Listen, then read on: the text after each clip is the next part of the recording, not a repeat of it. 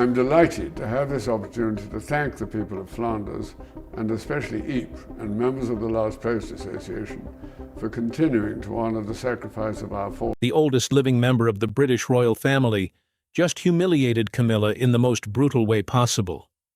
Prince Edward, the Duke of Kent, 90 years old and the longest-serving duke in British history, has just made a confession that could completely reshape the entire dual inheritance of the monarchy. His wife is gone. His health is collapsing. And from that broken place, he did something nobody saw coming.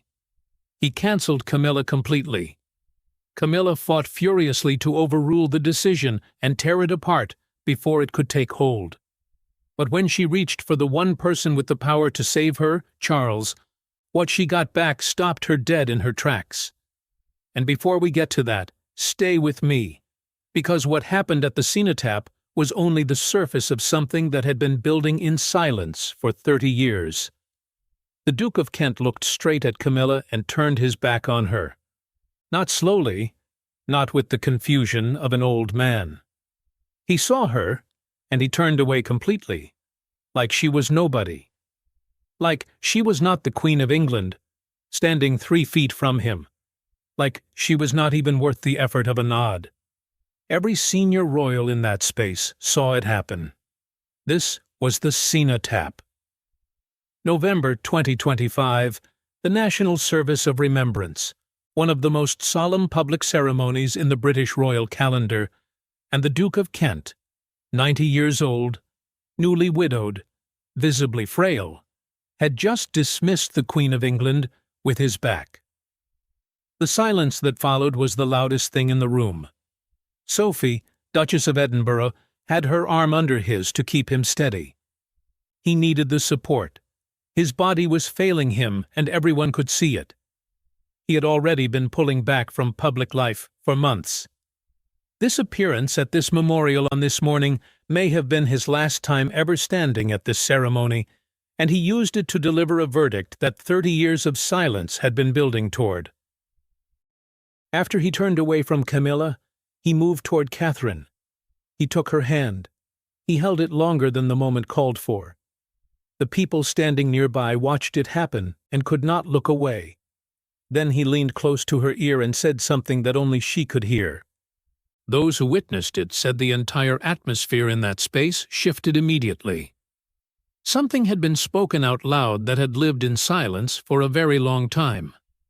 What he said was pieced together afterward from people close to his household. It was quiet and direct and devastating.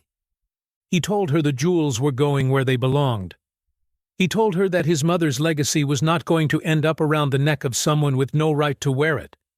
He did not say Camilla's name. He did not need to. Everyone in that room already understood exactly who he meant. Camilla knew within hours. Every detail of what happened had reached her before the day was over.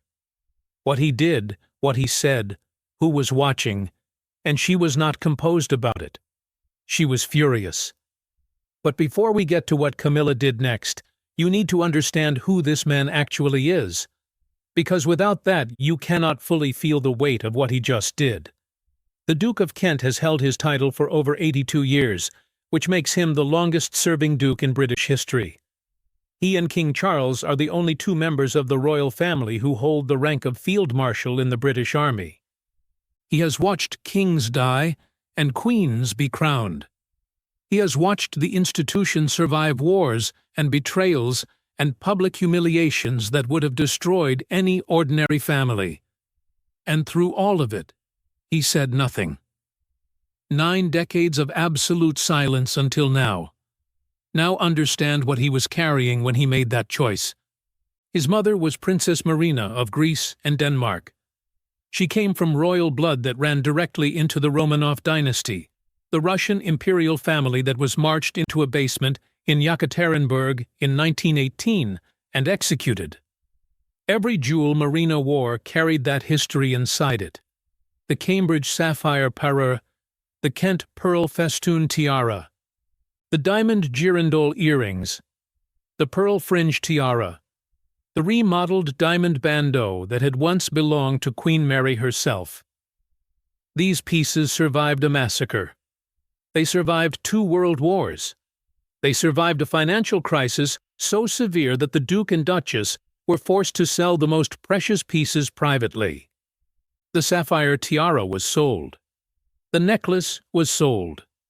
The stomacher was sold. The buyer has never been fully confirmed publicly. Some of those pieces may have left Britain entirely and never returned.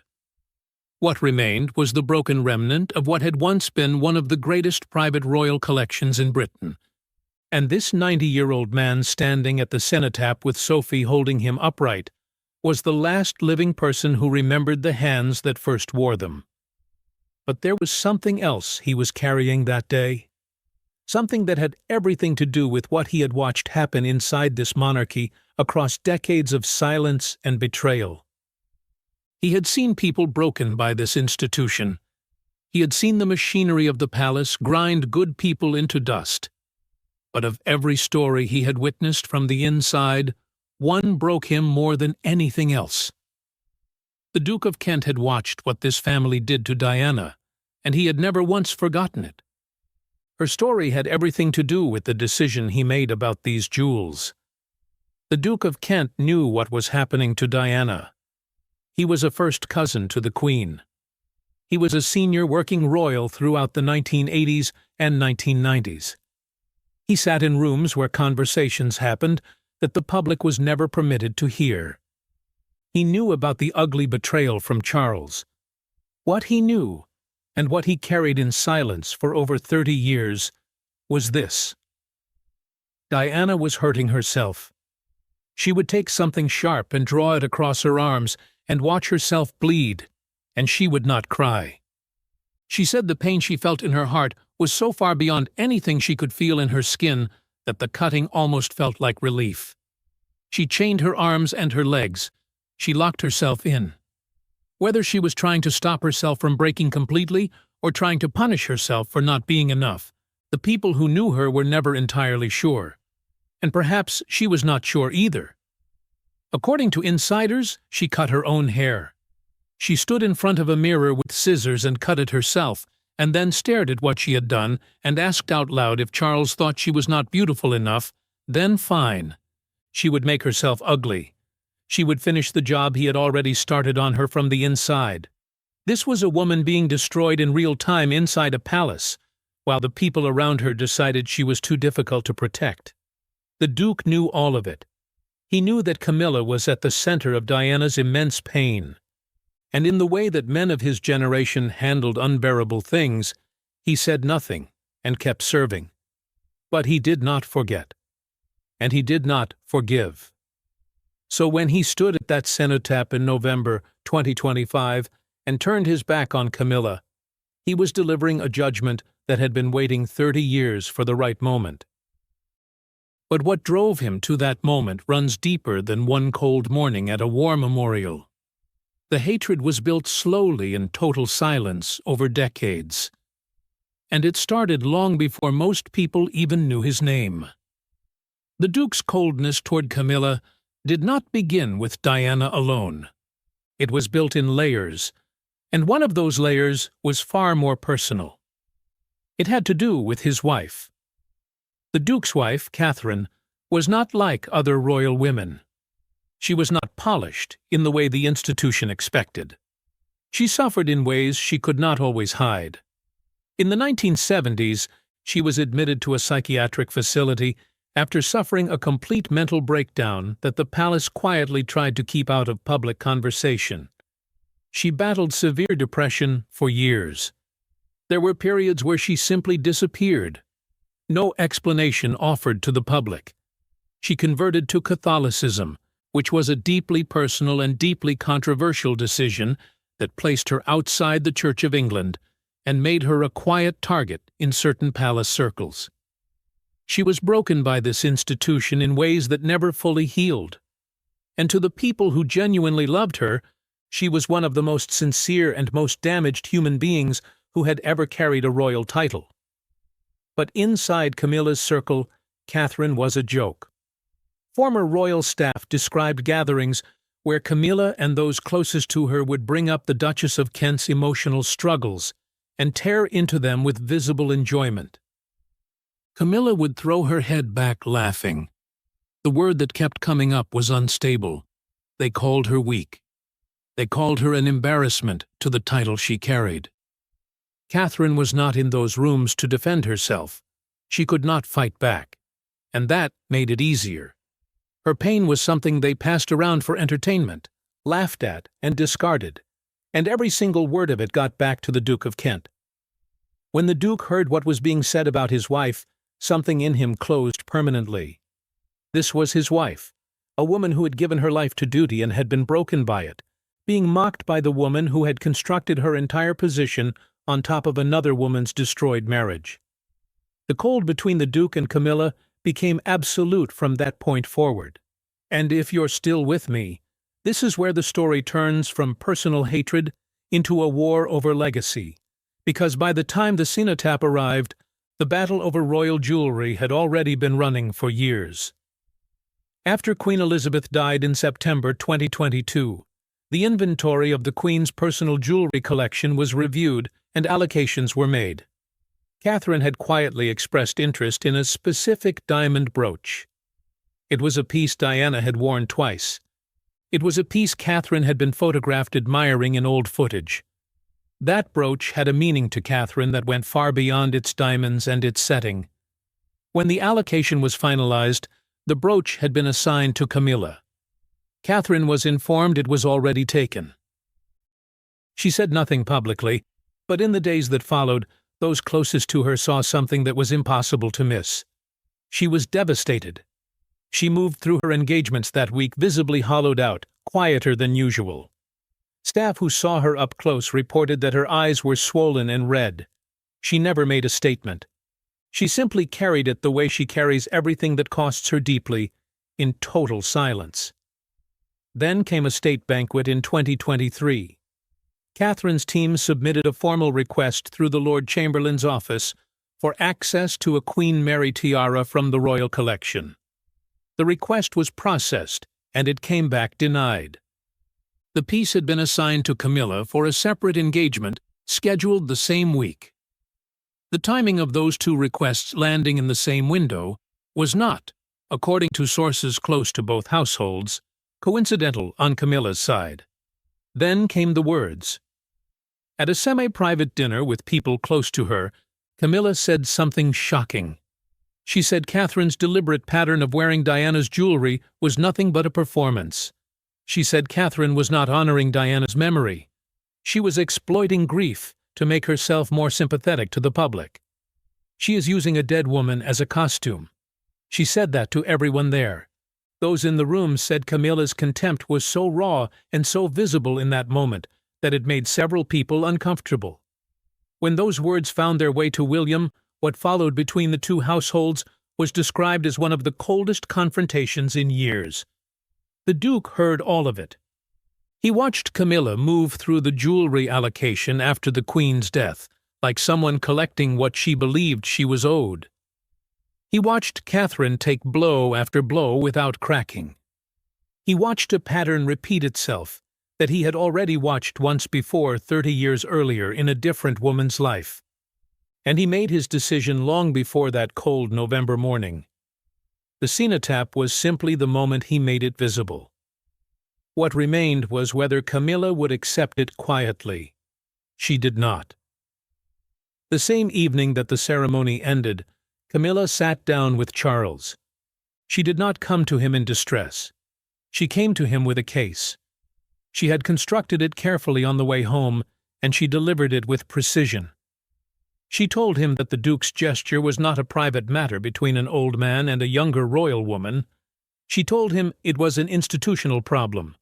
A senior royal, the longest-serving Duke in British history, and a Field Marshal of the British Army, had publicly endorsed Catherine's claim to jewelry over the sitting Queen consort.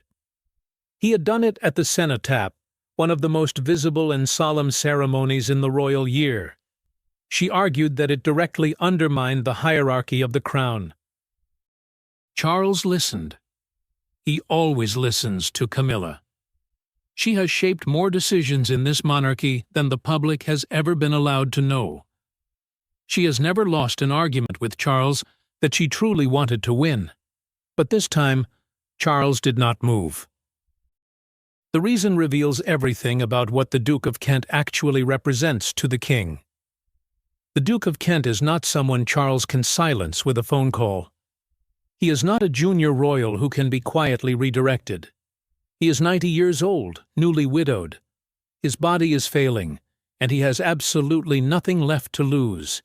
He belongs to a generation of Windsor that existed long before Charles created the messes that nearly broke this monarchy.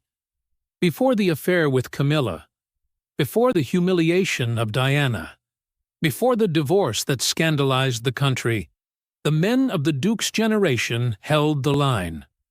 They placed the crown above their own desires, above their own comfort, above everything personal. Charles did not always do that, and the entire world watched it happen. The Duke watched it happen. And now every time Charles walks into a room where the Duke is standing, both men know exactly what sits between them. Charles knows that the Duke remembers everything, and that is a power no title and no phone call can ever take away. Charles looked straight into Camilla's eyes and told her the Duke was entitled to his own private decisions. He said it, and he was done. Camilla left the conversation without a single word, and the people who know her well understand that her silence after losing an argument is never acceptance. It is the beginning of something else. But here is what Camilla had failed to account for when she built her case for Charles. The Duke's jewels were never hers to claim in the first place, not by any royal rule that exists. The pieces in the Duke's possession are private property. They are not crown jewels which belong to the monarchy and are passed from sovereign to sovereign. They are not part of the royal collection which belongs to the institution. They belong to the Duke personally. He can gift them to anyone he chooses. He can sell them. He can leave them in his will to whoever he decides. And as for Camilla, she had her own jewelry. She was crowned in May 2023 wearing the remodeled crown containing Cullinan diamonds. In January 2025, that crown was officially renamed Queen Camilla's crown. Her position was secured. Her jewelry for her reign was in place. Nobody was challenging that. But that was never the point. A title on paper and a crown with your name on it mean nothing if the people around you refuse to respect you, and that is exactly what was eating Camilla alive. But there was something else underneath all of this that made the Duke's decision urgent. If Catherine did not receive these jewels, they would not go to the crown. They would not go to the royal collection. They would go to George, Earl of St. Andrews, the Duke's eldest son and heir to the dukedom. George married a Catholic, which removed him from the line of succession. His wife holds no royal standing. Lord Nicholas, the Duke's younger son, converted to Catholicism and was also removed from succession. Lady Helen Taylor lives privately. None of the Duke's 3 children are working royals. None of them appear at the events where royal jewelry is worn and seen and felt as living history. If the Cambridge sapphire fragments, the Kent pearl festoon tiara, the diamond girandole earrings, the pearl-fringed tiara, and the remodeled diamond bandeau passed into that private line, they would sit in a box. They would be worn by no one connected to the monarchy. They would be seen by no one. And the last remaining physical link to Princess Marina would vanish from the British crown completely. The Duke had been thinking about this for years, and he had arrived at an answer that was not sentimental. It was practical, clear, and final. The Cambridge sapphires did not begin with Marina. They did not begin with Queen Mary. They began with Princess Augusta, Duchess of Cambridge in the 19th century. They passed to Queen Mary after Augusta died in 1916. Queen Mary gave them to Marina as a wedding gift in 1934. That is more than 200 years of women carrying something forward and placing it in the next set of hands before they were gone. Now, consider this. Cambridge was the first title that William and Catherine held together when they married in 2011. The Duke of Kent is 90 years old, and his mind is completely sharp. He knows what the Cambridge name on those sapphires means if they go to Catherine. It is a direct and unbroken line running from Princess Augusta through Queen Mary, through Princess Marina, to the woman who will one day be crowned Queen at Westminster Abbey. A line that has passed through more than 2 centuries of grief, survival, war, and endurance. And the Duke is choosing to be the man who keeps it unbroken. The pieces that remain after the financial sales are extraordinary, and they have been largely invisible for years. The Kent pearl festoon tiara has not appeared publicly in decades. The diamond girandole earrings from Marina's personal collection have not been worn at a major state occasion in years. The pearl-fringed tiara, the remodeled diamond bandeau, all of them are sitting somewhere quiet, while the woman who could wear them into history is frozen out by private succession rules that were never designed with the monarchy's future in mind. Catherine would not let them sit. She has spent 14 years treating every piece of royal jewelry she wears as a living thing with a story that deserves to be continued. When she put on the Cambridge Lover's Knot tiara at the state banquet for the U.S. President in September 2025, she was not just wearing a tiara. She was wearing Diana. Every person who saw it knew that. Every person who saw it felt that. When she wore Queen Elizabeth's Bahrain pearl earrings at Commonwealth Day 2026, she was keeping Queen Elizabeth present in a room that had moved on without her. Catherine was not trying to look beautiful. She was trying to make sure nobody forgot. And the public responded to it every single time because they could see that she meant it. That is something you cannot fake, and it is something Camilla, for all her years and all her titles, has never once been able to produce. The first time Catherine wore the Kent pearl festoon tiara in public, if that day comes, it would not just be a beautiful woman in a beautiful jewel. It would be Marina's survival reaching into the present. It would be the proof that something precious was not lost, not abandoned, not locked in a private house where nobody royal would ever see it again. In 2024, the Duke watched one more thing that sealed his decision completely. Catherine's cancer diagnosis, the surgery, the months of silence. While the world speculated and worried, and the palace offered almost nothing, she came back slowly, carefully, entirely on her own terms. She returned to public life not as someone performing a recovery, but as someone who had genuinely passed through something and come out the other side changed. The Duke of Kent has been silent for 9 decades. He watched Diana bleed in private while the palace called her a problem. He watched his own wife mocked by people who had never genuinely suffered a day in their lives. He watched Camilla take pieces that should have carried the weight of the women who wore them before her, and treat them as entitlements. He watched Catherine absorb everything without breaking. He watched her survive cancer and return with more clarity and more purpose than she had before. And then he stood at the Cenotaph on a cold November morning, turned his back on the Queen of England with every camera pointed at him, took Catherine's hand and held it, leaned close, and said what 30 years of silence had been protecting. The jewels are going where they belong. He is writing the last page of his story. And he has decided that the final thing he will do after 90 years of watching and serving and saying nothing is make sure that when those jewels are next seen in public, they are exactly where Marina would have wanted them, around the neck of the future Queen of England. And if you believe that was not an accident, if you believe that was a final message to Camilla, then you already know this was never just about jewels. It was about judgment. It was about memory. And it was about the one man left in that family who remembered everything.